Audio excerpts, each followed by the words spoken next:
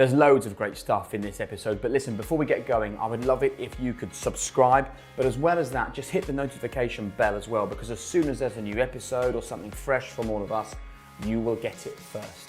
But for now, grab a pen and paper, because I think you might need to make some notes on this episode. It's full of brilliant takeaways. Enjoy.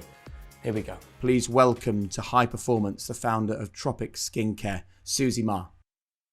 Oh, what an introduction. Thank you so much, Jake and Damien. It's a pleasure to be here. Thanks, guys. Well, what an introduction, but more importantly, what a guest. I think your story is going to really impact people today. And we always start with the same question, Susie. From your perspective, what is high performance? I suppose a high performance for me is somebody who gets out of bed in the morning with purpose, who does what fulfills them.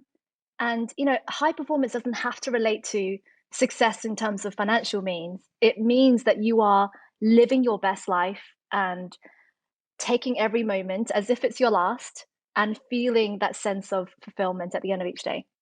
Brilliant. Now, let's get straight into this then, because there will be people listening to this right now and they want to feel how you feel when you give us that answer with a great beaming smile on your face, clearly living your passion and enjoying your life. And they're willing to put in the hard yards. They're willing to make the effort. It's about finding the passion. What's the key to finding our passion in life, to finding the thing that makes us fly? That's a really good question. I mean, I actually I actually watched just to divert a little bit. I watched a Pixar film recently called Soul. Have you guys seen it? Yeah, yeah. It's so good. You probably saw it with your kids, right? Like it's so, Correct. so good. And there was one phrase that they said in there which really kind of resonated with me. And it was when the jazz lady says to the guy, and she was like, this little fish just said to the big fish, I'm looking for the ocean. And the big fish says, you are in the ocean. And the little fish is like, I'm not in the ocean, I'm just in water. And I think that life is all about perspective, having that passion and finding what you're really, really passionate about is is about perspective, and it's about not putting too much pressure on yourself to have this really high level of achievement and going for one singular thing. You can be passionate about so many things. Like I'm just as passionate about the breakfast that I had this morning as this conversation with you guys versus amazing. This morning I was actually on the BBC News, like doing this chat about ethnic minorities and business. Be passionate about little things in life and taking a moment to appreciate small things. It's not only about being passionate about growing this big business and living the high life. It's everything. So can I take you back to the start of the journey then, Susie? Because that's something that really intrigues us. That, as Jake said in the introduction, you grew up in poverty, and then at 6 years of age, your family moved to Australia, where we were talking off air about your father being a street vendor, and then at 13, you moved to the UK. These are all pretty significant moves at relatively delicate ages of life. So, where did this understanding of being passionate come from when you were experiencing such significant changes at a young age? Yeah, it's it's when I look back at my life now that I realize that, my family and I didn't have much. That, all the things that you see kids have nowadays was completely alien to me back then. But I only realize it now, looking back at my life. When I was in that moment as a child, I suppose because you have no other comparison, I never saw myself as someone who was a victim. When I was living in China and my mum and I lived in this small shed behind my grandparents' flat. I never thought, gosh, we're so poor, or gosh, we don't have much, or oh, I wish I had more. It was just, this is my life now. And I actually always remember being very happy, even when I was in Australia and my parents were street vendors and we were struggling to make ends meet. It was about taking joy from the little moments in life and always appreciating that. And I think maybe my mum gave that to me, just pointing things out during the day. It could be that I haven't got any new clothes that all of my friends do, but the sun's shining and the birds are singing and it's a beautiful day today. And it's just reminding yourself that there are so many things to be grateful for, and to just focus on the positives, which is often easier said than done. But I suppose that's where my passion comes from, that I'm passionate about so many things. I think that Go on, that passion. I was just going to say, I think that is a really. I think immediately when we started this podcast, we probably hit upon the sort of golden ticket from your perspective, which is passion for everything. Because I think some people look at life and they go, "Well, I'm going to sort of go through the humdrum, but then at the same time, I'm going to find the thing I'm really passionate about, and almost like a side hustle, I'm going to fly in that area." But I think what you're sort of explaining really well to us is that to be someone that's passionate, it's about being consistently passionate. It's not passionate about one little thing and expecting that to work really well. You've got to almost train your brain to learn to be passionate. And yeah, you can be passionate about setting up an amazing skincare business, but why shouldn't you also be passionate about making sure your breakfast looks amazing, or that you sleep in a bedroom that looks beautiful? And it's not a financial thing either. You know, you don't have to have loads of money. For people listening to this thinking, well, one day I'll be passionate, want to have money to spend the money on the things I'm passionate about. It has to start with the passion. Exactly. And it's taking those joys from everyday life and being passionate about the journey, which I think is more important than the end goal. Because I think often people say, oh, going back to that film that I watched recently, Soul, this guy was so focused and so passionate about this end goal of playing jazz in a more prestigious place. But once he got there, he realized that he wasn't fulfilled and he felt kind of empty, actually. It was like, is this it? I got into my goal. But actually, when you look back, he looked back and he realized that actually there were so many moments of joy in his life. There were so many different areas of passion that he just didn't recognize. And I try to bring that into my day-to-day life, try to enjoy every moment. And there are times, obviously, when I feel like, oh, things aren't going well, especially with everything that's going on around the world. But it's taking that moment to just stop and to change your mindset, because your brain is something you can train. In the same way that you train your muscles to get stronger, by focusing on a certain area, if you always focus on the negatives and, oh, you're not there with your passion yet, why aren't you passionate? You're never going to get there. But if you train your brain to be passionate about little details of little things and being grateful for what you do have, then your brain will start to recognize, that's your reticular articulating system, isn't it? That picks things up.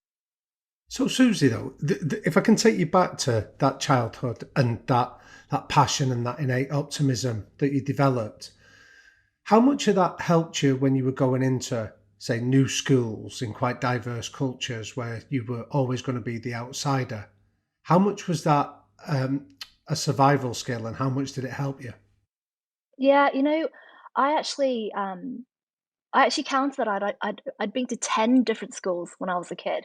And it was difficult going from Shanghai, where I looked like everybody else, we all speak the same language, to moving to Sydney, where I was very heavily bullied, racially abused, and the kids used to beat me up, and moving around different schools to try and find one where, I wasn't being beaten up.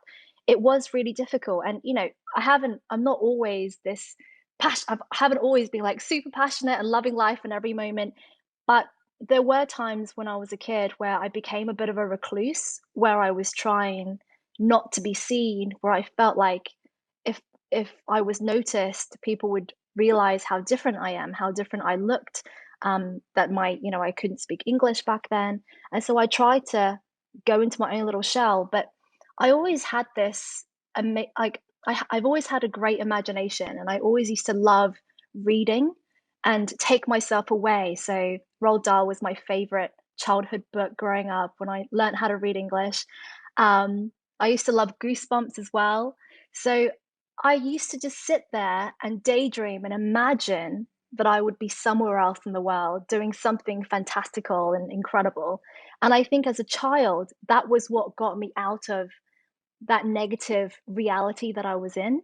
And the more I did that, the more I daydreamt and imagined myself like flying and doing awesome things. Like Matilda was one of my favorite books. And I wanted to be like her by Roald Dahl. And the more I did that, the more I became passionate and the more I had that buzz for life.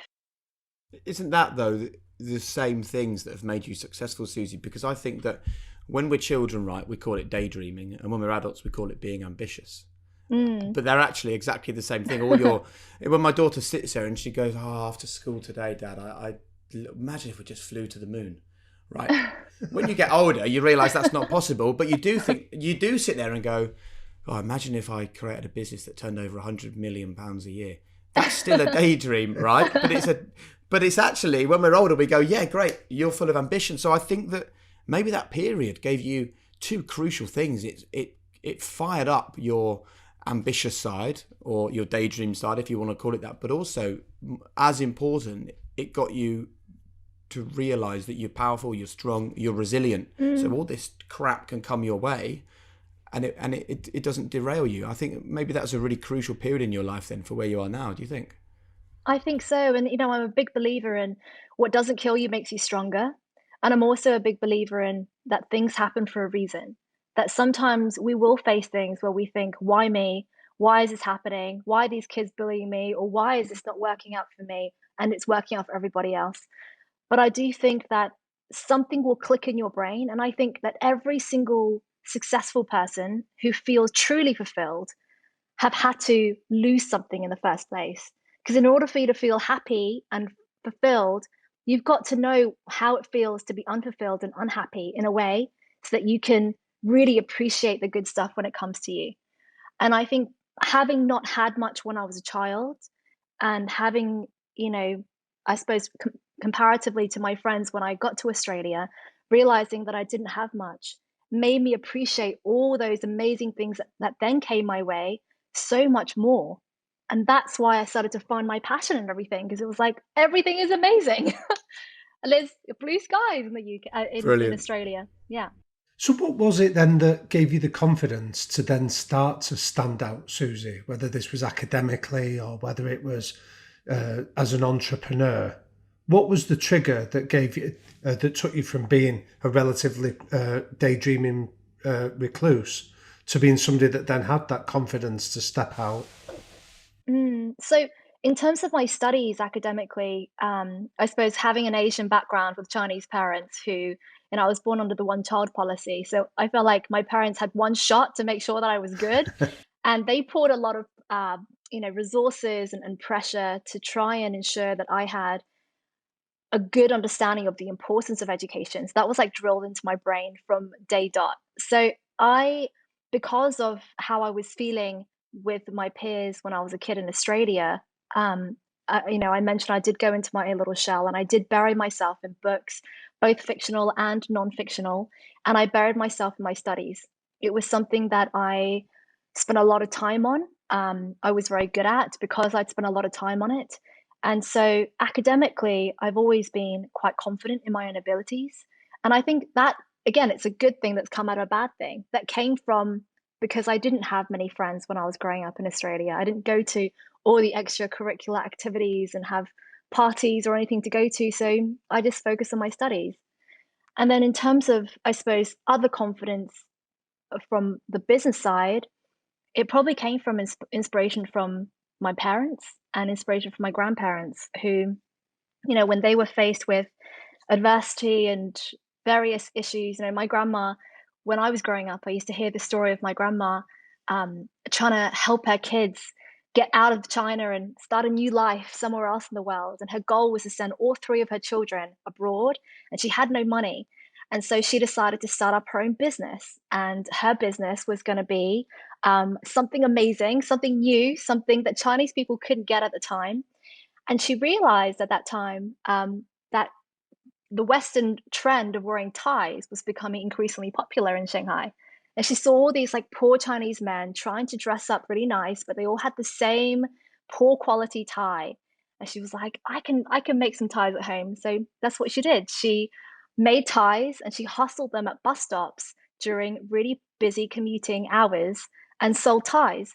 And through selling her ties, she was able to save up enough money to send my dad off to Australia, which is why my mum and I were with him. And then she sent her other two kids to Japan.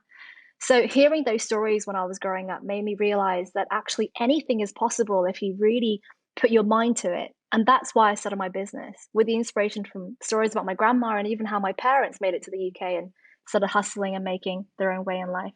Brilliant. I love this sort of stuff because when you sit and have these conversations, you realise that inspiration can come from anywhere. It can come from sitting and watching a Disney movie one afternoon where you hear quotes that resonate with you, or it can be stories that you've been told about your grandma that, 20, 30 years later, every single day are kind of with you when you're doing your thing. It's brilliant. Yeah, exactly. And it's choosing to take the positives from those stories, because we hear so many stories and Mm. experiences all the time. And hearing one experience, different people will take different things from that experience. And I chose, the flip side of that story is that my grandma worked her socks off. She wasn't there for her children. She wasn't around. It really took a toll on her health. She was sunburned all the time because she was outside. All those things that you can also focus on. So I think sometimes in life, when you look at experiences, it's taking a moment to stop and to question, how else can I look at this experience? Mm. What else can I take from this in a positive light? So, to pick up on that theme, then, Susie, how much did you, or sorry, to ask it in a different way, you could have interpreted that as a pressure on you from the family, that you almost were obliged to go out there and be successful because of those sacrifices that other people had made. But how did you interpret that to instead go out there and see it as a privilege to go out and do that? What was the process internally you used to make that Mm. distinction? What was really interesting was, so when I started my business, I was 15 years old in the UK with my mum, and it was just my mum and I. And my mum has never, ever put any pressure on me. Like, she has never told me what to do, when to come home. She's never even told me to do any house chores, like, which is crazy because I know that's really normal for parents to obviously guide their kids and tell them what to do. But my mum's always just been like, just be a nice person and do whatever you want. She's always just been so liberal as a parent. And so I never felt any pressure from my mum to help out, or anyone from my family to help out and to help make ends meet. And actually, at that time, it was just my mum and I that I needed to worry about. And I think it was because my mum hadn't asked me to help. And it was because I'd seen her crying and feeling so alone and desperate, that I realized that actually I was the only person to be able to help her. And actually, I realized that we had very little left to lose. And if it wasn't going to be me, then who else was it going to be? And the question I always ask myself whenever I'm nervous about anything, I always ask, what is the worst thing that can happen? And at the end of the day, when I ask myself that question about starting up a business, the worst that could have happened was that I lost the £200 investment that my mum gave me in the beginning, which was pretty much all the money that we had. But we just lose that. I have like 50 body scrubs and I'm just gonna have to use them myself. So that was a worst case scenario. And it was like, okay, well, we're already kind of at rock bottom. Yeah. Let's just do this. Why not? Right. Give it Now, our what's best shot. interesting about this, though, is in some ways it's easier to make that decision when you're at rock bottom because you've nothing to lose. Let's take you landing what you described as your dream job at the time, working for Citibank, working as an investment banker. Finally, there you are. You're guaranteed an income. You can now live a life that you want.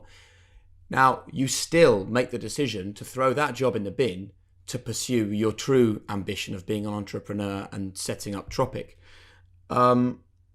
It's a much harder decision to make, isn't it? Once you've actually got Mm. money in the bank and a job to throw away. So what was the mindset to doing that? I think it was just questioning myself at that time and thinking, what am I doing this for? Mm. I think that there are so many times in life where you're so focused on one thing that you think is what you want, but actually it's not. When you look at the bigger picture of what you're trying to achieve and what you want out of your life, where we all have a very limited time frame, some of us shorter than others, and you don't know what's going to happen to your health, how long your life is going to be. You've got to question, do I want to be doing this for the rest of my life? Am I going to look back at this period of what I'm doing right now and feel proud of myself for it? And I asked myself that question because there came a day when I was working in my investment banking job, and I was working, I started at my desk at 6 a.m. in the morning. I'd gotten up at 5 a.m. And that was after just finishing a full weekend of work. And I'd gone home at like 2 a.m. that morning, 2 hours of sleep, bit of shower, bit of food, and back in the office. And I just thought, what am I doing? My previous goal of getting that job was to help my mum and I become financially independent and to be financially stable. Now, by that time, I'd already achieved that with Tropic. Tropic had grown at a much faster rate and had made a lot more money just working at the market stalls than I thought. And so at that time, it was like, why am I here? And so I think sometimes it's about putting yourself first and thinking about your well-being and your health first over and above accomplishment. Because sometimes we can be very obsessed with that, can't we? Like we want to Mm. accomplish, we want to be successful, we want to look great in front of everyone. But what's that all for? No one else cares. It's how you feel, your health, mentally and physically. And that was taking a toll and it just wasn't worth it. See, when I looked at your career path, though, Susie, that was the one that really stood out for me as uh, that almost didn't make sense in the arc Mm. that you'd done, that you'd set up as an entrepreneur. You'd started to have real success on the market stalls in what you were doing, and then you went into working in the investment bank world. Would you say that you lost sight of your dream of running your own business at that stage to go and pursue what you thought society demanded of you? I running my own business at that time was never my dream. It was a means to an end. So my education was always my priority. That'd been drilled into me, I suppose, by society and by my parents from the get-go. And in my mind, it was joining that rat race. So completing my degree, getting that finance job. And I wanted that job, by the way, because I remember talking to my careers advisor at my school and asking her, what do I need to do to get into a job that will get me the most amount of money fastest? Because I thought money equaled success and success equaled happiness. And that was because my parents didn't have much money when I was growing up. Yeah, And my teacher said, you need to get into banking, investment banking in particular, ideally trading something fast, something flow based, such as, yeah, foreign exchange. In order to do that, you need to have a degree, ideally from one of the top universities in economics. And you need to get straight A levels in economics and maths, straight A's. You need to get great GCSEs, as many A stars as you can. And I just did exactly what she said. So my business was always a side hustle. My education and my career path to get to that high earning income was always a priority. So in my mind, it was just getting to that point, and I had to do it to realize that I didn't like it and that it wasn't Right. for me. So, so what is the passion then? Is the passion being an entrepreneur, being your own boss, making decisions and seeing them be successful? Or is the passion simply that you love skincare, you want to produce the best skincare range in the world, and if there's success that comes with that, then fine. I'm so interested to know, like, what is the passion now? What is this about? Yeah, great question. I mean, there are so many things that I'm passionate about. If there was just one thing, I don't think I'd be doing this business. Um, at Tropic, we have something that I call an infinite purpose. And this was actually inspired by Simon Sinek. I had the pleasure of going on a challenge with him about 4 years back, and he spoke about having a purpose in life. And a purpose is very different to a passion because you can be passionate about so many things, but a purpose is what guides your passions and is what guides all the decisions that you make. And he spoke about an infinite one, which is something that isn't achievable because it carries on. And on the back of that conversation with Simon, I came back and I decided to create an infinite purpose for everything that I do in life. And that is to help create a healthier, greener, and more empowered world. Right. And the healthier, greener, and more empowered means that it's infinite. Always You there, can't. yeah. There's always more greener, more healthier. And so And this is all the about everything things, in your life then. This isn't just about Tropic then. This is your whole life is about this infinite purpose, is yeah, it? Right. yeah. And it's very simple. All the things that I'm passionate about help to create that healthier, greener, more empowered life. And there are a million things that I'm passionate about. Um, sometimes more empowered just means empowering myself more. I'm really passionate about diving, for example. For me, I want to share more about what I've learned about coral reefs and the environmental impact later on down the line with our customers, our ambassadors, my followers. But also it empowers me to gain more knowledge about the world. So there are literally so many things that I'm passionate about. So within Tropic, it is the skincare. I love it. I love the empowerment you feel when your skin feels amazing and you're taking that moment to self-care. I love, working with my incredible team and brainstorming new ideas of how we can create the healthier, greener, more empowered world.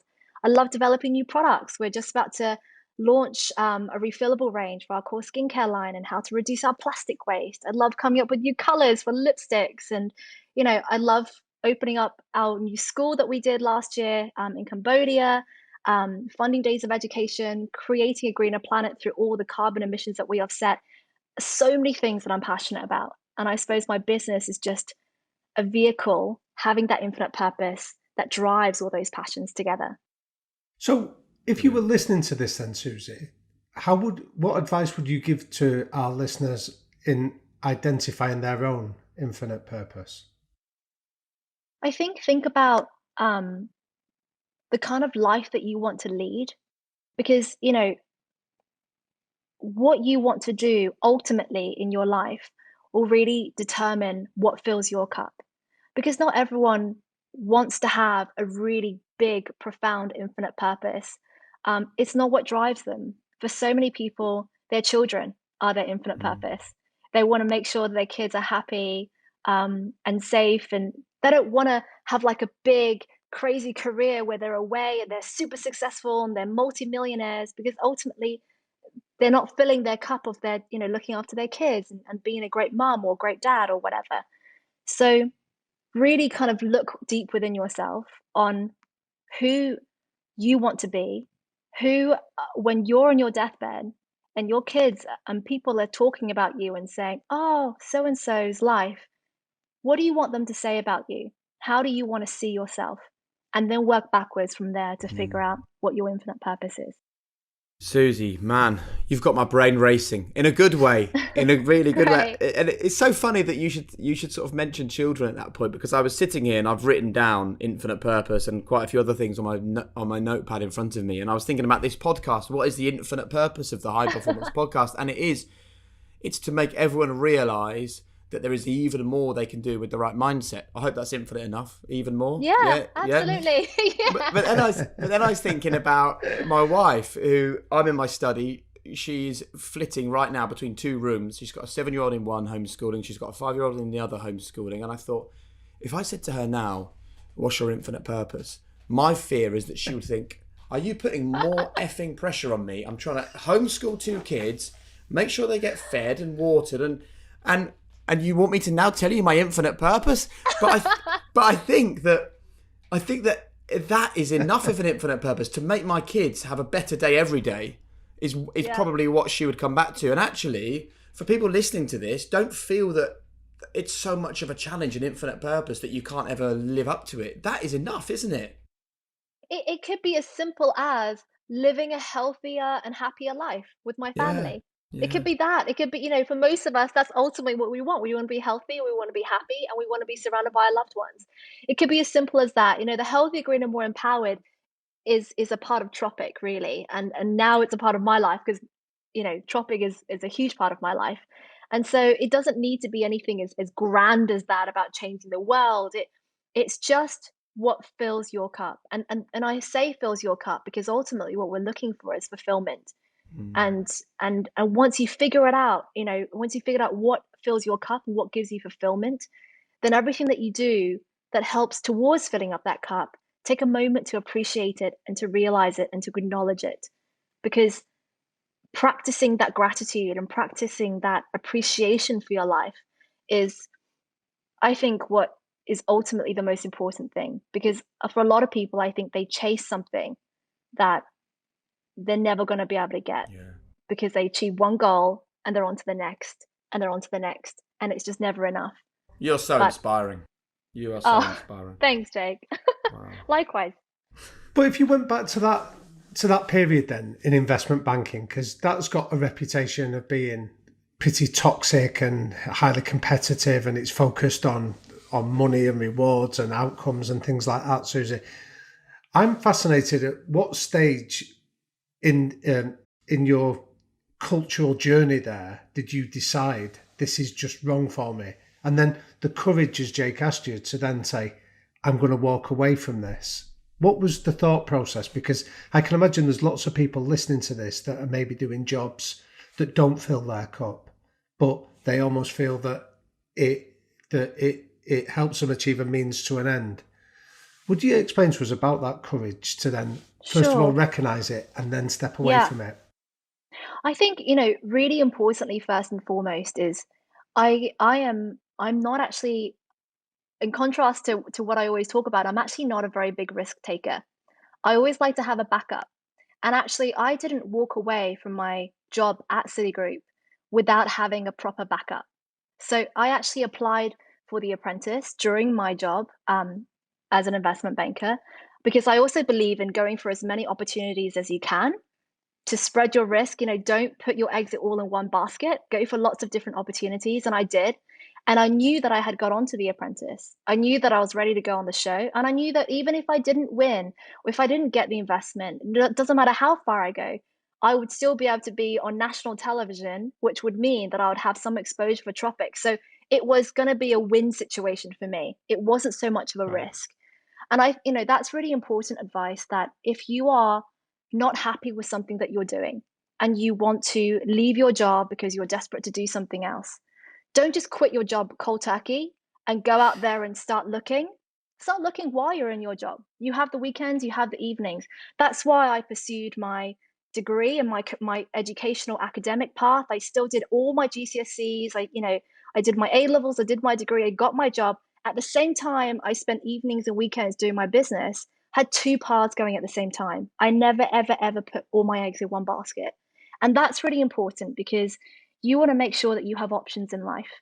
And that's what I've always done.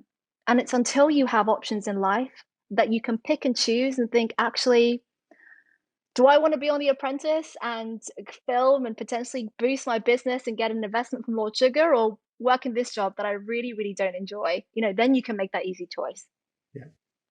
So it's So not as bold as I suppose now I the implied earlier. apprentice in like going on the apprentice intrigues me because I always think it gives such a false picture of what business is really about. And I think in terms of the stuff that makes good television, like the drama and the acerbic remarks and the cat fighting and things like that, is not an accurate reflection of what a high performing culture should be like. How did you deal with going into such what appears to be a toxic environment and yet still retain your optimism, your positivity, and that resilience? It's so interesting because I was on The Apprentice when I was 21 years old. I just graduated from uni. I had like 2.5 months that I spent doing my internship at Citigroup in investment banking, and I really had no idea what to expect. And you know what was amazing about The Apprentice was that you get to start. For me, I started 12 businesses in actually 6 weeks, because it's actually filmed over. So every task is 3 days as opposed to a week, which is what you guys think on when you're watching at home. But it's actually much more concise than that. And what The Apprentice made me realize was actually anything is possible. We'd literally wake up one day and Lord Sugar will say, guys, you need to come up with an idea for something to sell in Asda, something sweet. And we're like, okay, let's do biscuits. We get our graphics designer, we just, call someone up and sit next to them on a computer screen and say, let's call it, let's call it Bix Mix for a biscuit. What do we like? We like chocolate and we like biscuits. Okay, mix it together. Call it Bix Mix. Let's find a factory to make our biscuits. What ingredients do we like? It just made so much sense. And what you realize with business on The Apprentice is that it's just intuitive. If you work backwards on the product that you want, come up with ideas, there are people out there that can fit the pieces of the puzzle that you're trying to create. And so I actually got a really positive experience from The Apprentice. Yes, they showed all like the embarrassing, cringy, dramatic bits. And, a lot of that, they have added fuel to the fire when you're very underslept and you're malnourished in a way, because I remember we had lasagna every single night. So you are in that high stress environment and they bring out the worst of you. But ultimately, I came out of The Apprentice feeling so good about life, feeling like I can achieve anything, even though I didn't win. And I suppose that again is about perspective, isn't it? Mm, Because you could mm. also come out of The Apprentice thinking, oh, I've lost, I was fired. Like, what's the point? It was so difficult, so much pressure. But I no, I that was one of the best things I've ever done in my life. Very, very So grateful for the experience. I think the reason why that's a story that resonates with us is because one of the reasons for us creating this podcast, Susie, is that we are firm believers that there's no secret in life, right? It's about going and Mm, doing it. And I think that's what you talk about there. It's very easy from the outside to think, what do you mean create my own biscuit to sell in a supermarket? There must be some secret to that I don't know. And the way that you break it down is like, well, of course, doors were open because you were on The Apprentice. Let's not pretend that didn't happen. But it's about just going and doing it. And it's like that for any facet of anyone's life that they want to experience, isn't it? exactly. And I've had people ask me, "Oh, I really want to open up my own skincare company, or I really need to do this. I really want to get investment. How do I get started?" And I often just say to people, just go for it. You don't need a huge investment. Mm. Before Lord Sugar invested, um, I'd like to think that Tropical was already very successful. I was able to pay off my mum's mortgage and afford a house for us in the first place. So and all that started on the back of a £200 investment. It was buying some jam jars, filling up with a formulation that I loved, sticking on some labels that I printed out from my school printers, and hustling them at the market. And it sounds as simple as that, but it really is.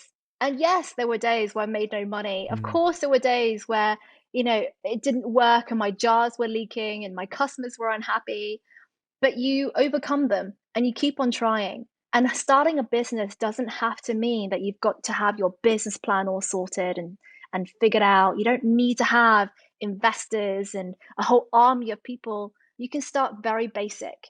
And I see that from my grandmother who made a tie in her living room and started hustling it at a bus stop. I see that from my parents when we were in Sydney and I used to be a street vendor with them, selling those sticky men that fall down window panes and used to throw them up on the side of department store windows. That was what paid our rent.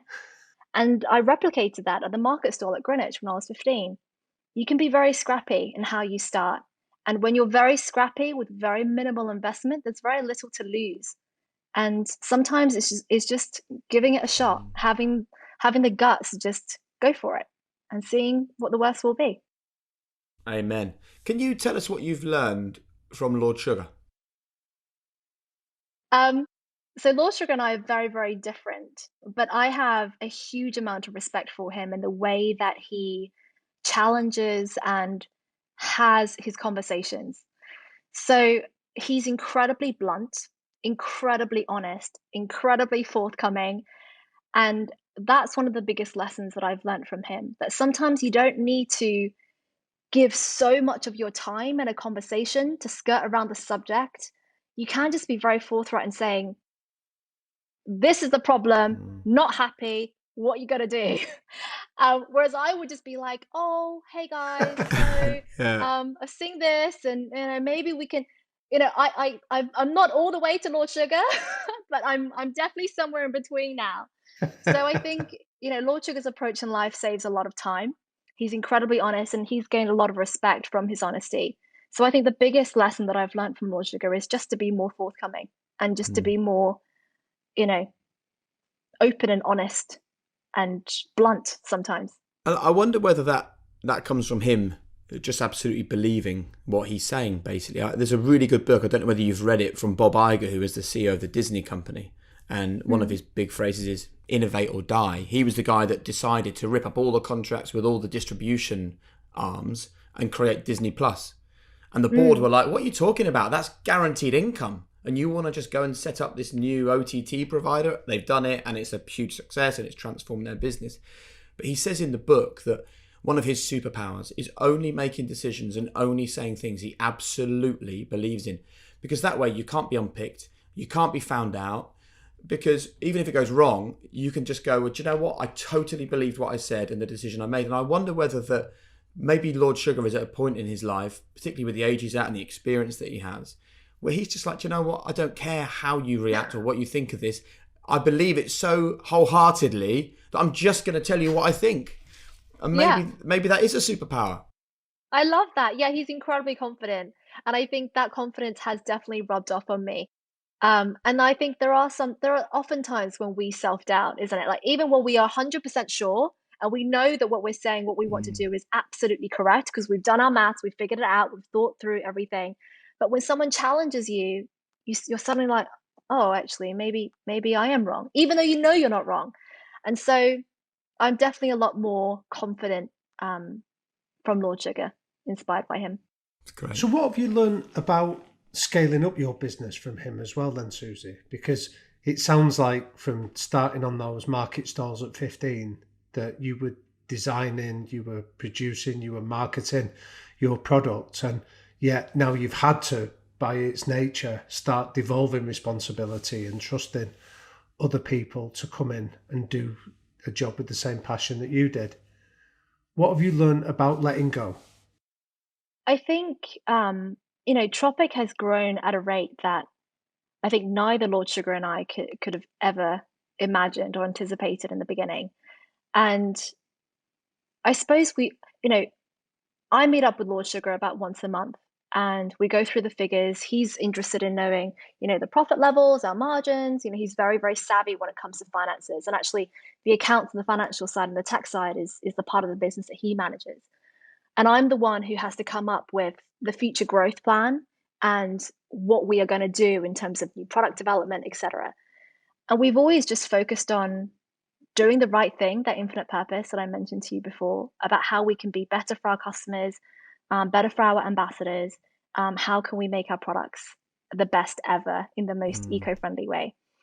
And I think alongside that, I did have to let go of a lot of, I suppose, fear of things going wrong and trusting my gut. And there's been times when, I haven't gotten on with somebody in the business that I've hired who I thought would do an amazing job. And just letting go of those people and realizing that actually it's okay to stand on your own 2 feet for a little bit.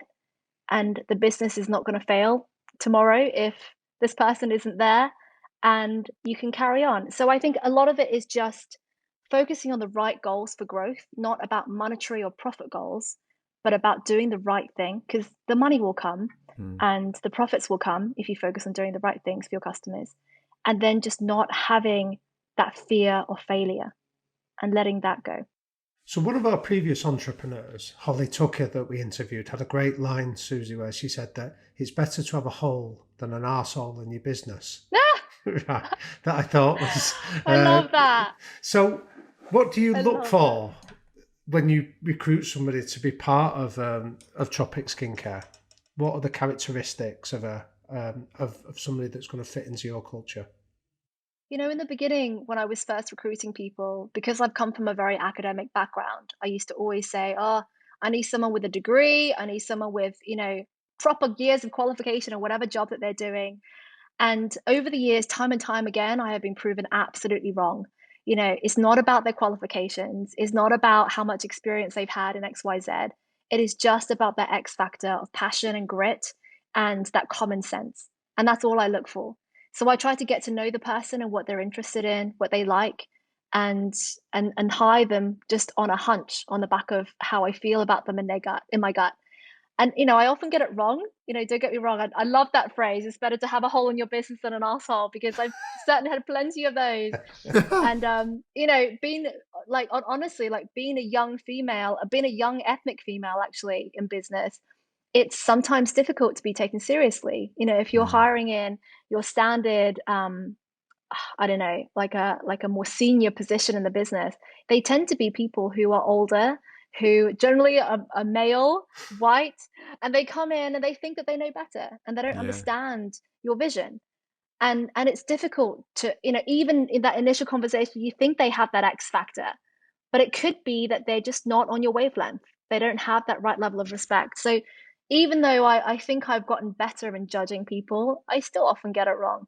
And, people come and go, and it's just understanding and realizing that good people who fit the business culture, who understand what the business needs to achieve, are really hard to come by. And when you do find those people, hold on to them with every limb that you have. Make sure you treat them like gods. Make sure they are happy, so that they never leave. That's my philosophy when it comes to, keeping the business filled with wonderful people. Great advice. And you talk there about being a woman. You talk about being an immigrant woman as well. You know, you sit here now, hugely successful business. You've been on The Apprentice. You've been on the Forbes 30 under 30. I know Management Today named you as one of their 35 women under 35. Do you still experience people looking down on you because you're an ethnic minority and you're a woman? I think in the industry, when people know me, no. But definitely when I go out, so for example, I have a colleague, Carlton, who is amazing. He's like my number two in the business. And often when we go out, you know, especially when we're traveling to other countries, and this is pre-COVID times, when we go to meetings and people who don't know who we both are, they will sometimes assume that I am his secretary or I'm his PA, you know, just because I'm also really short. I'm like 5'2.5", almost 5'3". And so I think almost 5'3". Almost 5'3". Yeah, I'm growing. One day I will grow that half an inch. And you know, I am also really girly. Like I don't like wearing business suits and power heels. I do love wearing dresses, and you know, I like my pink colors, and I dress like I'm very feminine in my dress sense. So I suppose, you know, people do judge a book by its cover, and when they see me, they make assumptions in terms of my position, how much money I probably have or don't have, and yeah, I still get that stereotype. And how do you handle that, Susie? Because I have this conversation with my children that I often say that when people judge you like that, it's like a game of poker, and when they're quick to make a judgment based on whether they think you're rich or you're powerful or your gender or race, it's almost like they're showing you their hand, and they're telling you something about their own values and their own sense of how they judge people. So how do you handle that when you come up against that kind of prejudice or that closed-mindedness? Yeah, so it's things like, you know, when I go to a restaurant with my boyfriend, he's often the one that gets the bill. It's, you know, it's very small things like that. When you go into a fancy hotel or a fancy place, the person opening the door or the person serving you will always say, "Hello, sir." Even if I've booked and paid for the reservation, they would change the thing to Mr. Blah and be like, "Oh, Mr., how are you?" And they won't acknowledge the woman. Like that happens everywhere in the world, wherever I go. And I suppose, you know, I don't want to make a fuss, but sometimes you do little things like, when the bill comes, you take it. I make a note of taking out my card and putting it on the table. You know, when they're putting the card in and they're like they give the machine to the guy, I'll make a note and say, actually I'm paying. Or, you know, just making that point to make people realize that just because you're a woman doesn't, and it's, you know, or an immigrant woman or young woman or whatever, doesn't mean that you don't have money. Doesn't mean that you need a guy to pay for your meal. Doesn't mean that the guy is paying for the hotel. And it's just challenging that mindset. And I see that surprised look when they're like, "Oh, you're paying? Oh, okay, okay, of course, madam." And so, So and that fits with your infinite game making a of point. My you're infinite teaching them purpose. about empowerment. There you go. Yeah, and Yeah. it's just not making assumptions. And you know, I don't know if you guys have daughters. Do you Yeah. have daughters? I just think how important is it for for your girls to grow up in a world where it's not expected that the men are the ones who have money, that actually women have just as much opportunity as men do, and that women have just the same, you know, intelligence, capability of earning as much money, if not more, than men. And not feeling like, oh, you know, that traditional, the guy should always pay. No. Why should the guy pay? We have everything that the guy have. So, you know, let's challenge that. And And I then and I some. try to Yeah. do that. And then some, yeah. And I try to do that everywhere I go. Just politely. So not to be like, why are you not giving me the bill? A Just very couple of gently and things, politely. Susie, before we move on to our quickfire questions, which we always end the pod with. Yeah. I really want people to hear you talk about hard work, because I don't want people to listen to this and think, right, I'm going to do the passion, I'm going to find my infinite purpose, I'm going to do something that really makes me happy. I might do it on a Wednesday afternoon and a Monday morning if I've got time, and if I have to work late, I won't bother staying up past my bedtime to get things done. I'll just see how we go. Right. That ain't Yeah. happening, is it? No, and it is about working hard. I completely agree, and I do work hard.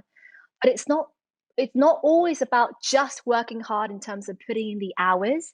It's about working smart and working more efficiently. So there are a few things that I do in my life that I honestly think is the reason behind a lot of the successes that I've achieved. And for me, one of the most important things in business and life is effective, speedy communication. And so from when I was in year 5 in Australia, I learned how to touch type. And I was like national champion for touch typing. And learning how to touch type at such an early age meant that I could write emails 10 times faster than everybody else. So it wasn't about working harder in terms of time, it's about working more efficiently. Nowadays, when I send emails, I use voice diction. So I go onto my phone, I literally say the words that I want to type, which is even faster. I literally say, I could say things like, "Hi, Damien and Jake, exclamation mark, new paragraph. Thank you so much for the podcast today, comma. You guys were great, full stop. Can't wait for the next time. New paragraph. Best regards, comma, new paragraph, Susie." Press send. Like that is so much faster than me taking out my laptop, typing things down. So, those kind of little things that you can do in your life and everything that you do, think, how can I do that faster or more efficiently the next time? And that's why I think I've been able to be so much more efficient in my life and get to where I am today. Because it is about hard work. Absolutely, it's about the grit. You've got to put the hours in, but make every hour that you spend doing something go even further the next time you do it. So, what hack has had the biggest impact then for the relatively little investment of your time? I, I think this voice diction thing or touch Right. typing, honestly, like genuinely, or leaving voice notes. It's all about Yeah. communication for me. Yeah. Um, Jake's good at that. it seems so simple. Yeah. Yeah, I love a voice note. Voice notes have changed my life, man. Yeah, no, It's you're great. very And yeah, good also at it. but I think the other important thing with voice notes is I'm a firm believer that life is about personal relationships. If you hmm get to know someone, it's not about, I'll speak to my agent, speak to my assistant or whatever. It's about personal relationships. They're so important.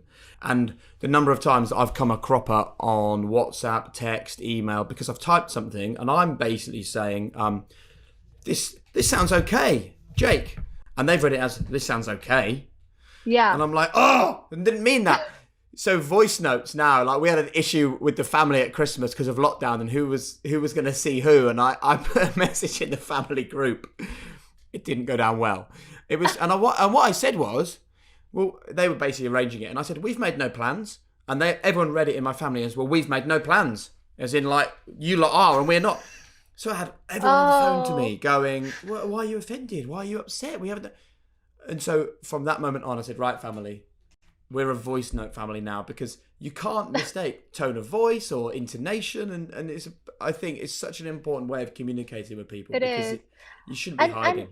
sometimes you can't leave a voice note because, you might not be in an area where you can listen to it or whatever. So in that situation, an emoji. So if you said, "I've got no plans," smiley face, they'll read it Yeah, as in a nicer way. So yeah, absolutely. Kind of nailing your tone of voice and communication is good very, very shout. important. Great Yeah. shout. Right, Susie Ma, after that enlightening and brilliant conversation, which we're both grinning ear to ear from, we're going to move on to our quickfire questions. Great. Three non-negotiable behaviours that you and the people around you have to buy into. Kindness, Yeah. humility, and appreciation, general appreciation. Love them. What advice would you give to a teenage Susie just starting out? A teenager. Yeah, a teenage Susie. Oh, a Teenage you. teenage Susie. Oh, right.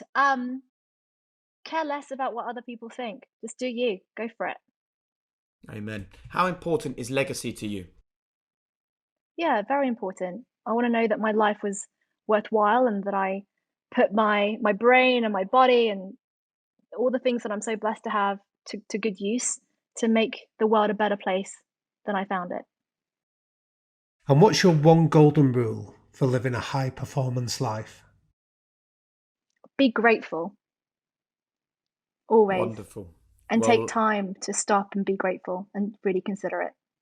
We are so grateful, Susie, that you took the time to talk to us on this podcast. It's been brilliant. I think that the big thing that stands out to me is that you're clearly passionate. You're clearly very happy with where you're at and you're enjoying your life. And this reminds me of the conversation we'd had with Johnny Wilkinson, where he spoke about exploring and being passionate about every little element of your life. And right now, let's say you're going to a big meeting after this.